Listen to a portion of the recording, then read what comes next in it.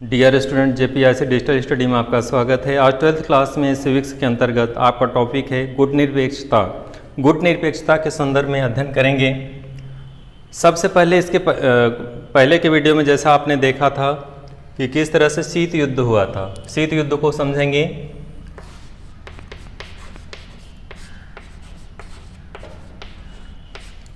शीत युद्ध के अंतर्गत दो देश थे जैसे महाशक्ति के रूप में, संयुक्त राज्य अमेरिका और दूसरा कौन था, रूस। दो शक्तियां विश्व की ऐसी थी जिसके कारण एक ऐसी स्थिति बनी कि एक दूसरे के प्रति डायरेक्टली हमला न करके, अस्त्र शस्त्रों से हमला न करके, अप्रत्यक्ष रूप से एक दूसरे के ऊपर हमला कर रहे थे, चाहे वैचारिक लेवल पे, चाहे कूटनीतिक चालों के द्वारा, चाहे एक दूसरे को विचारों के द्वारा नीचा दिखा रहे थे। इस तरह से इन हथकंडों के माध्यम से शीत युद्ध की स्थिति बनी थी। और ये दोनों देश इस तरह से थे कि इन दोनों देशों में ये प्रकार से दो ग्रुप कह सकते हैं यहाँ पे कि दो महाशक्तियों के बीच दो ग्रुप बन गया था, जिसमें विश्व के जो जितने भी देश थे, इनमें से कुछ ऐसे देश थे जो संयुक्त राज्य अमेरिका में शामिल हो रहे थे और कुछ रूस के साथ सम्मिलित हो रहे थे। तो इस तरह से गुटबंदी की स्थिति बनी थी कि कुछ देश रूस के साथ सम्मिलित हो रहे थे और कुछ देश अमेरिका के साथ। भारत ने अपना निर्णय लिया कि हम किसी गुट में सम्मिलित नहीं होंगे, हमारी विदेश नीति कैसी होगी, स्वतंत्र विदेश नीति होगी। और इस तरह से भारत जो है गुटनिरपेक्ष नीति के आधार पर आगे बढ़ा, गुटनिरपेक्ष आंदोलन में प्रतिभाग किया। यहाँ पे क्या स्थिति बनती है, गुटनिरपेक्षता जो आपका टॉपिक है इसको समझेंगे कि गुटनिरपेक्षता है क्या। तो यहाँ पे जो गुटबंदी है, दो देशों की गुटबंदी है जिसमें बहुत सारे देश शामिल हो रहे थे। गुट निरपेक्ष जो देश थे उन्होंने निर्णय लिया कि हम किसी गुट में शामिल नहीं होंगे।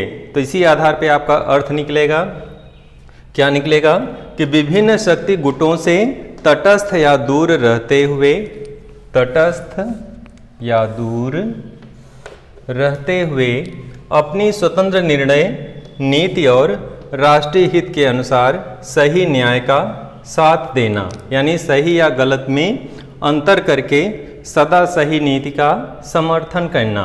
तो यहाँ पे जो है गुट निरपेक्षता का क्या अर्थ निकल करके आया कि गुट निरपेक्षता से तात्पर्य है कि किसी महाशक्ति के गुट में सम्मिलित न हो करके अपनी विदेश नीति को स्वतंत्र रूप से क्रियान्वित करना। तो दो महाशक्तियाँ थी, दो गुट था। तो इस तरह से किसी गुट में अगर कोई देश शामिल हो जाएगा तो स्वाभाविक है कि अपनी विदेश नीति को क्रियान्वित कैसे करेगा, जिस गुट में शामिल होगा। अगर रूस के साथ शामिल होगा तो अपनी विदेश नीति किसके आधार पे करेगा, रूस के आधार पे। रूस जैसा अपेक्षा रखेगा उस तरह से अपनी विदेश नीति का क्या करेगा, क्रियान्वित करेगा। कोई देश अगर अमेरिका के साथ शामिल होगा तो वो क्या निर्णय लेगा, वो अमेरिका के दबाव में आके अपनी विदेश नीति का क्या करेगा, क्रियान्वित करेगा। तो ये गलत है। किसी गुट में अगर शामिल हो जाएगा कोई देश तो उसके हिसाब से अपनी नीतियों का संचालन करेगा। तो इस तरह से यहाँ पे बहुत सारे देशों ने क्या निर्णय लिया कि हम किसी गुट में शामिल नहीं होंगे। तो अर्थ भी उसी तरह से बना कि किसी महाशक्ति में शामिल न होना, किसी महाशक्ति के गुट में शामिल न हो करके अपनी स्वतंत्र विदेश नीति को क्रियान्वित करना क्या कहलाता है, गुट निरपेक्षता कहलाता है। कि किसी गुट महाशक्ति गुट में शामिल न हो करके स्वतंत्र विदेश नीति का क्रियान्वयन करना ही गुट निरपेक्षता कहलाता है। आगे बढ़ेंगे हम लोग। गुट निरपेक्षता ने निम्न चीज़ों को बढ़ावा दिया, जैसे शांतिपूर्ण सह अस्तित्व, शांतिपूर्ण सह अस्तित्व तथा अहस्तक्षेप को बढ़ावा देना। शांतिपूर्ण सह अस्तित्व क्या है, जैसे कोई देश है तो वो शांति का समर्थक, जैसे भारत क्या है, शांति का समर्थक है। तो शांतिपूर्ण सह अस्तित्व, हमारा भी अस्तित्व बना रहे और दूसरे देशों का भी अस्तित्व बना रहे शांतिमय तरीके से। इस तरह से हम स्वयं भी पालन करेंगे और दूसरे से भी अपेक्षा रखेंगे कि वो भी पालन करे और हमारे भी अस्तित्व को बचाए रखे। ना हम किसी के अस्तित्व पे खतरा उत्पन्न करेंगे, ना हमारे अस्तित्व पे कोई खतरा उत्पन्न करे, ना हम किसी देश पे हमला करेंगे, ना कोई देश हमारे देश पर हमला करे। तो इस तरह से शांतिपूर्ण सह अस्तित्व तथा अहस्तक्षेप, अहस्तक्षेप से तात्पर्य है कुछ देश ऐसे हैं महाशक्ति जो दूसरे के नीतियों में, दूसरे के कार्यों में, दूसरे के मामले में हस्तक्षेप अनावश्यक करते हैं ना। तो इस तरह से कह सकते यहाँ पे क्या निकल के आया कि सह अस्तित्व, यानी हमारा अस्तित्व भी बना रहे और दूसरे का भी बना रहे हमारे सहयोग से, और अहस्तक्षेप को बढ़ावा देना, यानी किसी के मामलों में हस्तक्षेप की नीति का बढ़ावा देना कि कोई भी देश दूसरे देश की नीतियों में, दूसरे देश के कार्यों में हस्तक्षेप न करे। इसी क्रम में आगे है शीत युद्ध का विरोध। शीत युद्ध के दौरान बहुत सारी स्थितियां बनी। शीत युद्ध के दौरान भय का वातावरण बना, बहुत सारे देश भयभीत हो गए थे और डर के मारे किसी न किसी ग्रुप में शामिल हो रहे थे। ऐसी स्थितियों में बहुत देशों ने जो विदेश नीति में कह सकते हैं यहाँ पे क्या निकल करके आया, गुटनिरपेक्ष जो देश थे, यानी गुटनिरपेक्ष जो देश थे उन्होंने क्या मतलब बढ़ावा दिया कि किसी गुट में शामिल नहीं होंगे और शीत युद्ध का क्या करेंगे, विरोध करेंगे। विरोध इसलिए करेंगे कि शीत युद्ध से बहुत नुकसान है, वैश्विक लेवल पे गुटबंदी हो रही है, वैश्विक लेवल पे भय का वातावरण बढ़ रहा है, वैश्विक लेवल पे इससे जो है बहुत ज़्यादा गुटबंदी होगी, एक देश जो है दूसरे देश के ऊपर फिर से साम्राज्यवादी शक्तियों को बढ़ावा देगा। तो ऐसे स्थिति में शीत युद्ध समाप्त होना चाहिए। तो गुटनिरपेक्ष दो देशों ने क्या निर्णय लिया कि शीत युद्ध क्या होना चाहिए, समाप्त होना चाहिए। इसका इन्होंने विरोध किया। इसी क्रम में आगे बढ़ेंगे। गुटनिरपेक्ष देशों ने स्वतंत्र विदेश नीति का समर्थन किया। स्वतंत्र विदेश नीति का क्या किया, समर्थन किया कि कोई भी देश हो, चाहे भारत हो या कोई भी गुटनिरपेक्ष देश हो, वो अपनी नीति कैसी क्रियान्वित करे, बिना किसी महाशक्ति के दबाव में। अगर किसी महाशक्ति के दबाव में अपना विदेश नीति को क्रियान्वित करेगा तो स्वतंत्र रूप से नहीं हो पाएगा, क्योंकि इनके माध्यम से यह संचालित किया गया, ये व्यवस्था दी गई कि हम अपनी विदेश नीति को स्वतंत्र रूप से बढ़ाएंगे या स्वतंत्र रूप से क्रियान्वित करेंगे बिना किसी के दबाव में। आगे है इन सभी के कारण जो है इन चीज़ें अस्तित्व, ये सारी चीज़ें अस्तित्व में आई। कहने का तात्पर्य गुटनिरपेक्षता के कारण ही शीत युद्ध का विरोध किया गया, शांतिपूर्ण सहअस्तित्व को बढ़ावा दिया गया, अहस्तक्षेप की नीति को क्रियान्वित किया गया कि कोई देश दूसरे के मामलों में हस्तक्षेप न करे। शीत युद्ध के परिणाम स्वरूप जो सैनिक गुटबंदियां हो रही थी, सैनिक संगठन बन रहे थे, जैसे नाटो है, तो नाटो में के कारण जो है, नाटो मतलब नॉर्थ अटलांटिक ट्रेटी ऑर्गेनाइजेशन था, एक संगठन है, दूसरा सीएटो है। इन सैनिक संगठनों के माध्यम से अंतर्राष्ट्रीय स्तर पर सैनिक संगठन बन रहे थे और ये क्या कर रहे थे, दूसरे देशों को आश्वासन देते थे कि हमारे गुट में शामिल हो जाओ, हम आपको सैनिक सुरक्षा देंगे। तो इस तरह से जो गुटबंदी को बढ़ावा दे रहे थे और इन सैनिक संगठनों के माध्यम से दबाव डाल रहे थे। गुटनिरपेक्ष देशों ने इन सैनिक संगठनों का क्या किया था, विरोध किया था। तो ऐसी स्थिति में गुटनिरपेक्ष आंदोलन के माध्यम से, गुटनिरपेक्ष देशों के माध्यम से इन सैनिक संगठनों का क्या किया गया, विरोध किया गया। आगे हम लोग बढ़ेंगे इसी क्रम में।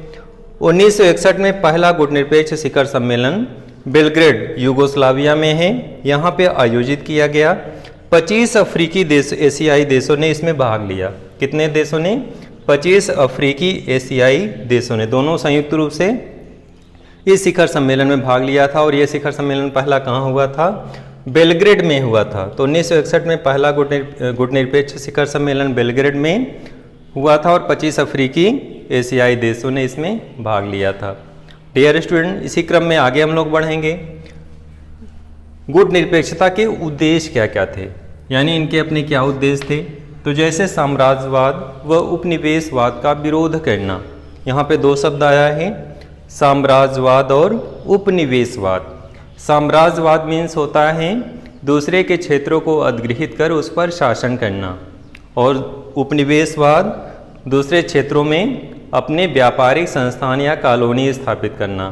तो जैसे भारत में इंग्लैंड ने शुरू में व्यापार करने आए थे, फिर धीरे धीरे यहाँ पे शासन करने लगे, पूरे देश को गुलाम बना लिया।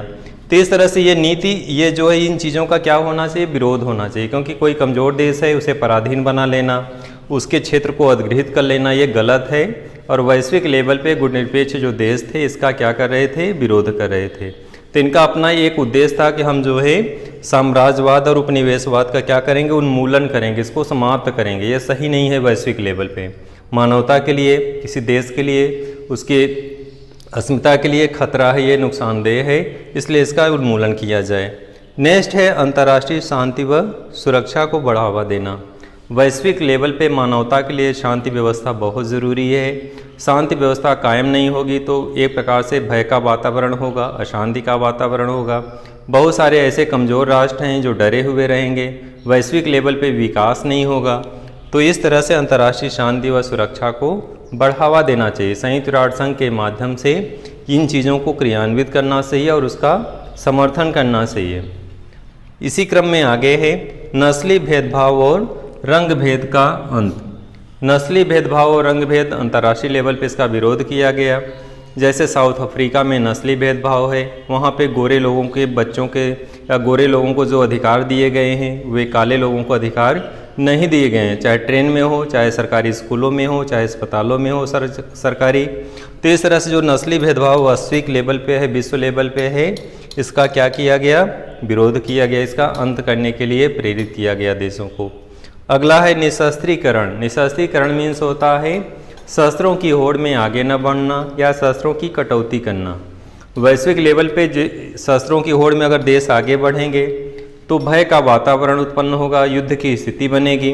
अगर यही पैसा हम कटौती करके शिक्षा के क्षेत्र में, स्वास्थ्य के क्षेत्र में, विकास कार्यों में लगाएंगे तो देश का विकास होगा, मानवता बहुत उच्चतम श्रेणी पे पहुंच जाएगी, विश्व में कहीं कोई समस्या नहीं होगी, बेरोजगारी खत्म हो जाएगी, तो बहुत सारी समस्याएं का अंत हो जाएगा।